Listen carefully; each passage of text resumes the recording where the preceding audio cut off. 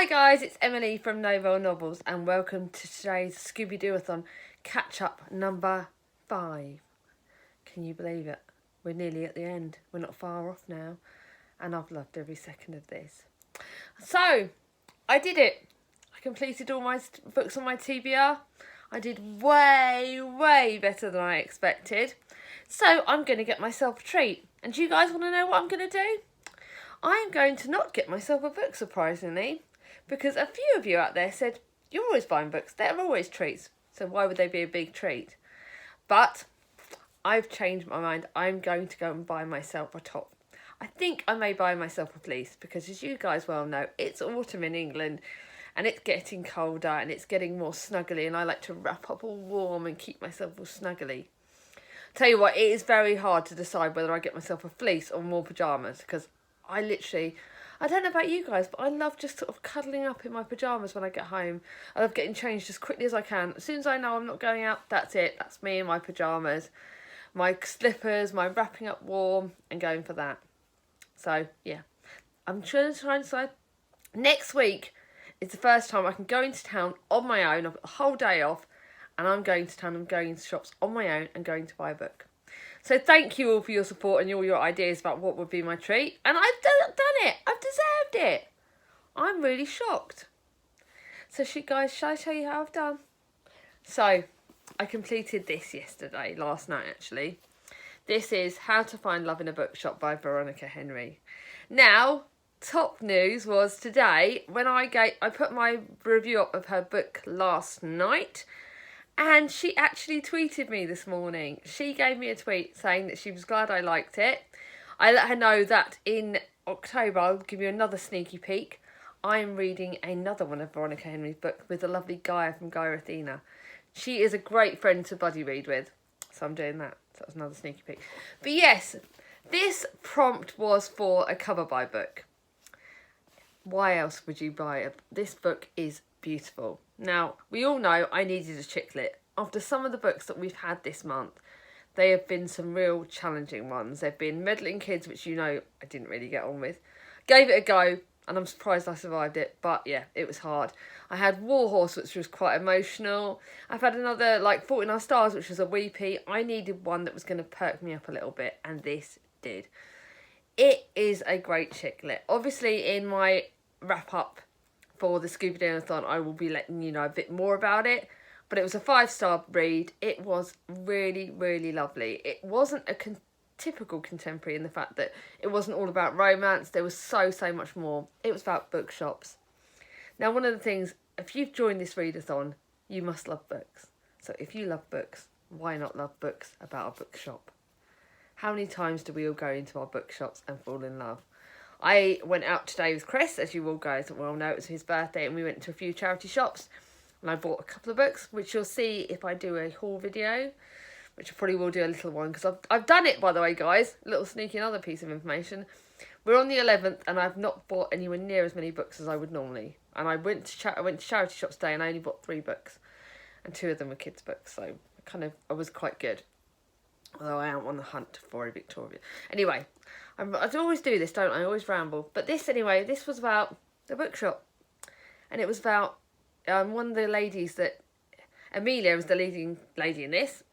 And she inherited the bookshop from her father, who dies at the start of it. I can obviously safely say that to you.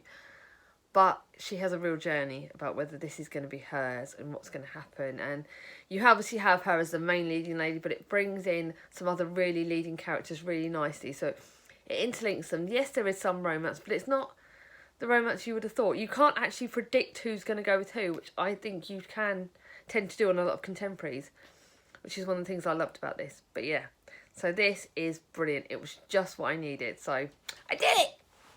Read that one. Now, you guys know you all voted for Black Roses for me to start.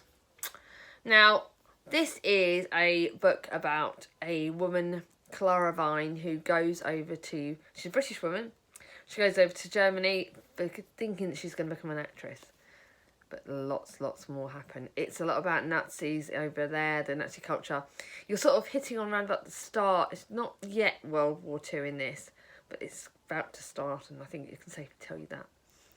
It is quite dark, it's quite hard hitting. There are some issues in this that I really like, oh my goodness, already. Now, the lovely Julie from Hungry Bookworm gave me this. I'll be honest, I'm finding it harder. I wouldn't say it's an easy read. I'm nearly halfway through. I'm basically at about 173 pages, and it's a 460 page book. So my aim is to get at least halfway through it today, because like I said, this is the bonus read. So this is the one that... But because it is so hard hitting, I'm going to probably put it down about sort of 7-8 o'clock UK time, about 7:30, 7 UK time, because I don't like reading anything too hard hitting before bed, because I find it, I've started to realise it does unsettle me and it stops me sleeping well. So yes, that is that. Now, you guys know I was planning to read one of my library books as like my evening read, by Playgroups and Prosecco. I thought I'll read that. So that's now had to kind of take second place, because look what arrived in the post. This book, oh dear, typical me, I've dropped something. Sorry about that. This book arrived in the post. The Girl Who Speaks Fair by Sophie Anderson. This again fits one of the prompts in the readathon, which is why technically I can read it this week, because it's got blue and white on the front cover. It's a children's book, it's sort of a children YA book. It is quite a long book, so I don't know if I'll read it throughout the readathon, how it's going to go, but it's by the lovely Sophie Anderson, who is another great author. She wrote The House with Chicken Legs, which so many of you would have read, and so many of you have raved about. This is so amazing. They call me Yanker the Bear, not because of where I was found. Only a few people know that. She was found abandoned in a cave. Yanker has always been wondered where she is from. She tried to ignore the strange whispers and looks from the villagers, wishing she was as strong inside as she was on the outside. When Yanker has to flee her house, looking for answers about who she really is, a journey far beyond anything she's ever imagined begins. So, I had this, literally, it was ready to be ordered. I was going to pre-order it, but I don't know, I'm not really confident about pre-ordering on Amazon. So, this book was automatically, as soon as it hit the day of release, I ordered it. It came through in the post yesterday with another book, which I'll tell you about in another video. But this is amazing. So this one is going to be read tonight, and I'll obviously let you know how I'm doing with it on the next catch-up. So this is not really a long video. I did also, by the way, pick up today, I thought I'd show you this little book from one of the charities I went to. It's Cancer Research UK. It says the book was definitely better. And I think it speaks for a lot of books to films orientation. And I love the sparkly bits. So that's the one that I'm going to use for that. So I'm going to read that tonight. Now, how are you guys doing on this readathon? Are you enjoying it? I've seen so many of you that are doing so well. Charlie, obviously I'm supporting my gorgeous sister. She's done better than she expected. She read The Girl Who Speaks Fair and she loved it. So she's read that for the readathon. And I love hearing about it. Let me know in the comments below. How are you finding this readathon? Are you enjoying yourself? And I really hope you are. But, like I said, short but sweet.